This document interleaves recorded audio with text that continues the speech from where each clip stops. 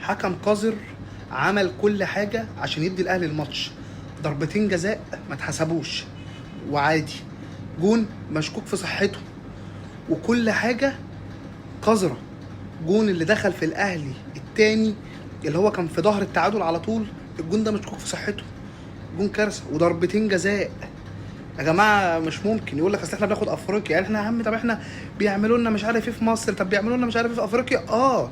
اذا كانوا ادوك لقب رني القرن. وادي النهارده فضايح تحكيميه، الحكم عمل كل حاجه عشان يديك الماتش، الحكم عمل كل حاجه عشان يديك الماتش.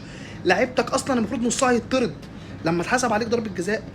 لعيبتك عملت اعتراضات وضرب وشد وحاجات وبتاع، كفرتوا الجمهور، خليتوا الجمهور اخر ماتش كان ينزل الملعب. يا جماعه ما هو انتوا مش هتسكتوا الا لما تخلوا يحصل كارثه في ماتش من دول بسبب قذارتكم، بسبب اللي بيحصل معاكم.